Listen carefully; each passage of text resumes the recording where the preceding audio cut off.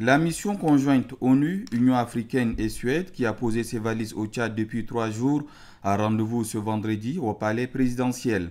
Au dernier jour de sa visite au Tchad, l'équipe dirigée par la deuxième personnalité de l'ONU, Mme Amina Mohamed, a été reçue en audience par le chef de l'État Idriss Déby Itno, qui avait à ses côtés, pour la circonstance, ses proches collaborateurs. La mission, qui a mené des consultations avec les acteurs concernés et effectué des visites de terrain, a fait part au chef de l'État de sa lecture de la situation de la femme et de son rôle dans le processus de paix, de sécurité et de développement. Une situation qui, d'après la vice-secrétaire générale des Nations Unies, Mme Amina Mohamed, appelle à la solidarité et à une poursuite des efforts pour rendre l'environnement plus propice à l'égard de la gente féminine.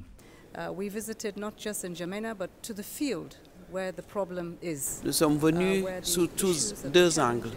L'angle des femmes, parce que c'est les femmes qui ont subi, disons, les violences qui se passent dans ce pays, dans cette région, mais également l'angle de développement. Nous sommes venus, nous avons été sur le terrain, nous avons vu ce qui s'est passé, mais nous voyons également qu'il y a des efforts à faire. Dans notre entretien avec le président, nous avons souligné la nécessité réellement de venir ensemble en collaboration parce que le Tchad a beaucoup donné. Le peuple tchadien, les femmes tchadiennes, les jeunes tchadiens ont beaucoup donné. Donc il faut leur apporter des activités de développement qui permettent aujourd'hui de ne plus entrer dans Boko Haram qui est là, qui guette, qui veulent enrôler les jeunes. Et c'est là l'objectif de notre mission. Solidarité avec les femmes, mais également applaudir les efforts du Tchad. Madame Amina Mohamed et sa suite ont, au cours des échanges, pu se rendre compte du ferme engagement du président de la République de rendre à la femme ce qui lui revient de droit et favoriser son environnement. Les intentions du chef de l'État et les actions du gouvernement sont pour la mission un signe positif, plein d'espoir. Ce n'est pas la sécurité seulement militaire qu'il faudra, c'est la sécurité du développement, que ce soit l'éducation, que ce soit la santé et que ce soit le pouvoir économique.